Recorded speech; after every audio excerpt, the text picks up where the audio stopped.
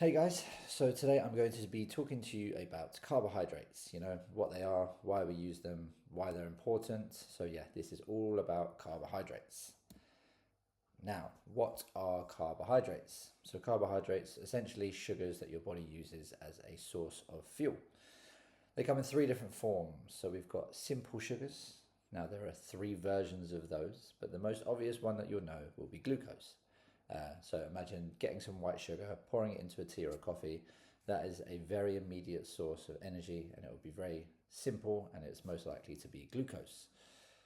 Now, starches. Starches are a bunch of simple sugars that are connected together to make them more of a complex carbohydrate. So all the three forms of simple sugars are connected together, and they take a little bit longer to break down. So in the foods that you eat that are made up more of starches than simple sugars, they take a little bit longer to break down. And lastly, we have fiber. So these cannot be broken down or stored in the body. Our body cannot produce the enzymes that break down these carbohydrates. They're often plant-based carbohydrates.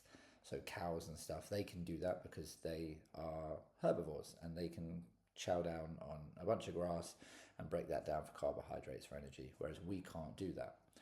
What we mostly get from the fibrous foods that we eat is usually like vitamins, minerals, and some protein alongside that we can break down, use, and store, and for all parts of our body. But the rest of it, obviously, like we said, you cannot break it down or store it. So essentially, we poop it out.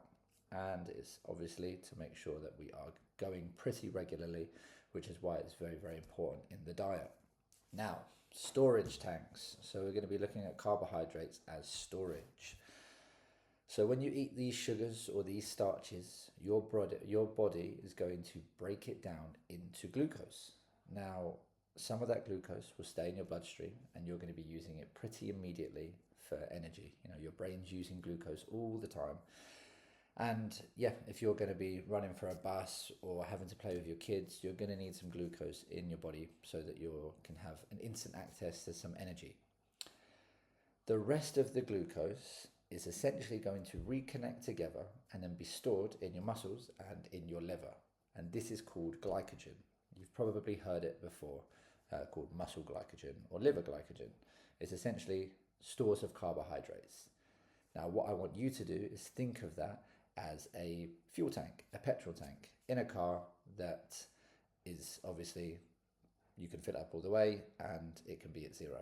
This is the exact same thing. Your body stores a certain amount of it and has the capacity to store a certain amount of it, and it can also be very drained and it can be at zero. Now, what is energy? So energy is calories. So if you're feeling a little bit low energy, you would probably go to get some food to get some calories in you from food or drink. Now, inside of your body, ATP, which stands for adenosine triphosphate, that is energy inside of our body. Glucose molecules get converted into ATP. So glucose, which is essentially calories that you eat. If, like I say, if you were to put a spoonful of sugar in your mouth, you're getting some glucose straight into your body. Your body, when it wants to use it as energy, will turn that into ATP, which is essentially the energy currency inside of our body. So, like I said, we store glycogen in our muscles and our liver. So when you need energy, your body is going to break down that glycogen and then turn it into ATP, which is energy. And that happens in a process or along a chain. And I'll talk to you a little bit more now about why that is and how that works. And the way that we can do that is by talking about carbs, fats, and proteins. So, carbohydrates are the fastest fuel that you have available. And by fuel, I mean fastest energy source you have available. Your glycogen stores, your glycogen will get converted into glucose, then that glucose will get converted into ATP in that order.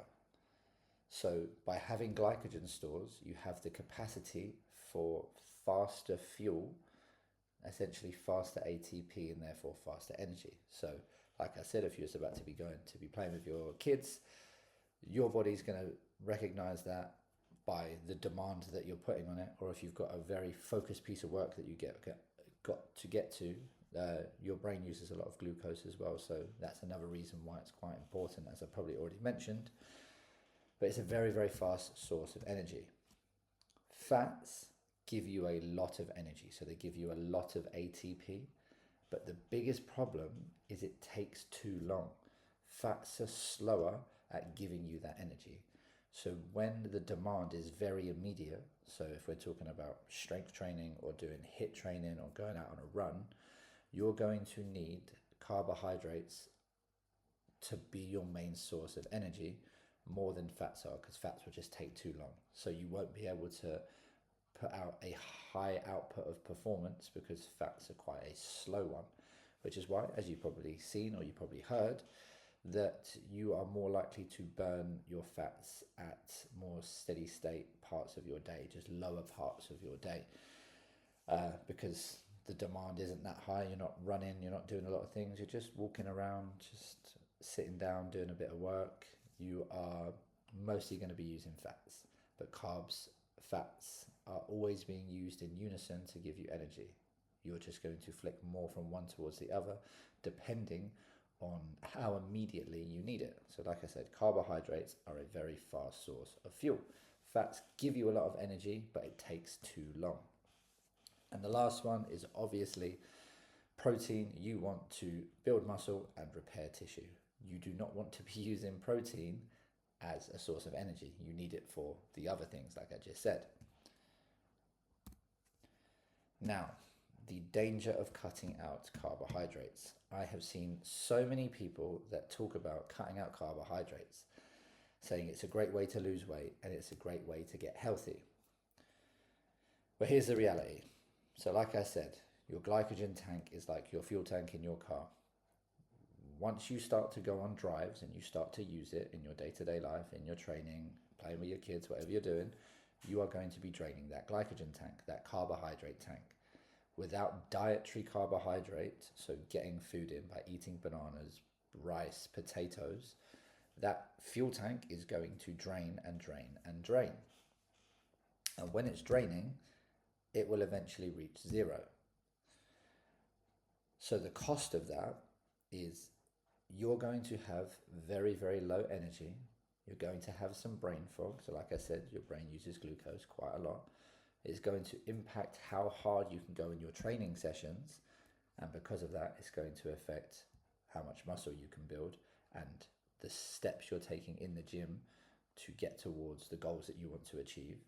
And most likely you are going to quit because you're going to be pretty low energy and not having a good time.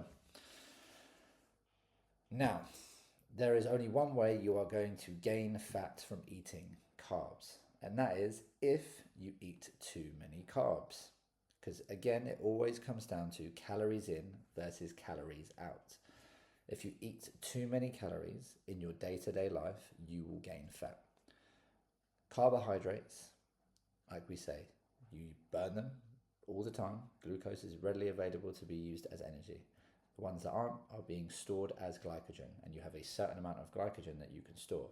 If you overeat your calories and keep overeating your calories, you are going to gain fat because of that surplus. Whereas if you are in your slight deficit, if you're looking to lose a bit of body fat, or you're happy with your current levels and you're looking at a bit of maintenance calories, if you're eating within that calorie range, you will not put on fat from eating too many carbs. Now, here's what you need to know. For every 1 gram of carbohydrates that you store in your muscles and your liver as glycogen, you will also store 3 grams of water. Now, the average human can store about 500 grams of glycogen in their muscles and in their liver. So then, with that, the 3 grams of water per 1 gram, you're looking at 500 grams of glycogen, but 1,500 grams of water. So that's 2 kilograms. Now, you will lose weight if you do not eat carbs and you deplete your glycogen stores, because you will lose 2 kilograms of weight. But none of that will be fat. As we said, it will be your glycogen and it will be your water. So after a couple of weeks of you doing that and you're stepping on the scales and you say, oh wow, cutting out carbs has worked, I've lost 2 kilograms, amazing. Your glycogen stores are now at 0. They cannot go below 0. So that rate of weight loss will stop. But then there's the two parts to it. So one is the fact that you can't really lose any more weight from that method because you're already at 0. You probably thought it was fat, but it wasn't. It was carbohydrates. And the second part is now you're not going to be losing weight the way you were before, at the rate you were before. And now you have no energy because you have no carbohydrates. That's not a fun place to be, because now you're not seeing the results that you want and you've got no energy to really commit to doing anything about it because you hadn't been eating carbohydrates, a very fast source of fuel. And then within your body, your brain is going to fight back. When you are depriving or starving yourself of glycogen or carbohydrates, your body is going to try and go for very fast forms of sugar, and they're usually going to be very ultra processed because you're also going to be quite unhappy. So you're going to be chasing a bit of dopamine, and dopamine can come from eating from eating very, very delicious foods. So people that just grab a bag of Skittles and will smash those, because you're going to get that sugar in your body very, very quickly. Your glycogen stores will be very, very thankful, but then your calories might not be, and obviously the quality of the foods that you're eating will also not be happy. So then you're more likely to, again, not get the results that you want, so you're not going to adhere to the things that you're doing, trying to maintain in a calorie deficit, have the energy to train, to get steps, to look after yourself essentially. Now, how do we make sure that you are eating enough carbohydrates throughout the day? And it is very, very simple. Just eat carbs consistently throughout the day to maintain energy levels for your work and for your life. Now, how do we make sure that you are eating enough carbohydrates throughout the day? It's very simple. Eat carbs consistently throughout your day to maintain your energy levels through your workouts and throughout your life. Because again, it's more than just work, and it's more than just going to the gym. There's big life aspects as well that carbohydrates play a crucial role in that. Now, before and after training is where you can start to think a little bit more acutely about what carbohydrates you're eating. So pre-workout, you are looking for something that is very, very fast digesting. So a very sugary carbohydrate, like a banana, is very, very sugary. You'll be able to eat that, get the sugars from it, get the glucose from it, and then you can use that within your training. After your workout, that's where you need to go to the petrol station. You need to fill up petrol. So you need to replenish the glycogen stores that you lost from how well or how hard you trained in that session, because you would have depleted some. And this is where you want to be eating more starchy based foods, like rice and whole grains, because that will replenish your glycogen tank. And it does it slowly. Like I said, it's a lot of simple sugars that are connected together. So it takes time to break those down, which is why you don't want to be eating those pre-workout, because then you're going to get some digestive discomfort whilst you're trying to run or whilst you're trying to push some heavy weight. The last thing you want to be thinking about is feeling nauseous or feeling sick. And then because after your workout you're eating some form of carbohydrate and some form of protein, you're going to replenish your glycogen tanks, so you keep them stocked up for the next time you go to the gym and for the other parts of your life. You don't want to be in your car and let your fuel tank hit the red needle. You want to be constantly replenishing it and constantly replenishing it to make sure that whenever you need it, it's there, readily available. Now, understanding carbohydrates. This one can be pretty simple, and it is a very, very simple slide. So like we said, we're talking about slow digesting carbs, fast digesting carbs, and our fibers. So slow digesting carbs, like I've already said, and you probably already know these. These are things like oats, brown rice, like whole grains, quinoa. And then your fast digesting carbohydrates, they're typically more sugary things, white rice, bananas, white potatoes, honey. And even thinking to it now, you can probably think of more ideas or examples of slow digesting carbohydrates and faster digesting carbohydrates. So when you're going into a workout, what you should be eating that's going to be faster digestion carbohydrates, and what you should be eating afterwards that's going to replenish those glycogen stores. And then, like we said before, talking about essential fibers. So broccoli, apples, beans, they can help provide you with fiber that you're going to use to help be a little bit more consistent in regards to passing stool and making sure you're nice and healthy on the inside. And obviously all of those things that you can see there don't just do that. They provide you with other things. They provide you with those vitamins, minerals and proteins that are also a crucial part of your diet. Like I said, the list goes on, but you get the gist of what's slow, what's fast, and what's going to give you fiber. So, to summarize as simply as I can, think of your body like a fuel tank, like your glycogen stores are a fuel tank in your car. You will need to go to the petrol station, so therefore eating carbohydrates to replenish or fill up your fuel tank of stores of energy in your body. As we know, carbohydrates, the glycogen stores, get turned into ATP in a process. So they are there readily waiting and available to be used for energy. Like we said, in your training, in your life. Carbs are fast. So when you need that energy, you best hope you have some carbohydrates in your body, because fats, although they give you a lot of ATP, so a lot of energy, it takes a long time for that to happen. So when you need immediate sources of energy, you best hope that you have carbohydrates in your body. Now, like we just finished, you need to make sure you're eating those carbohydrates consistently throughout the day. Fast carbs before training and slower carbs after training. And then, as simply as I can say it, if you do not want to gain fat, don't overeat your calories. Carbs are not the enemy.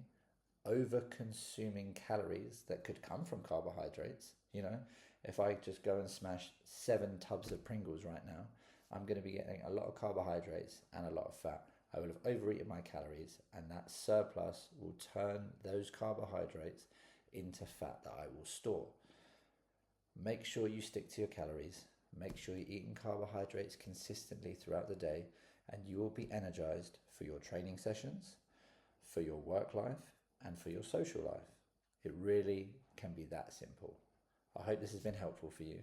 If you have any questions, feel free to fire them my way. I'll be happy to answer them. Bye guys.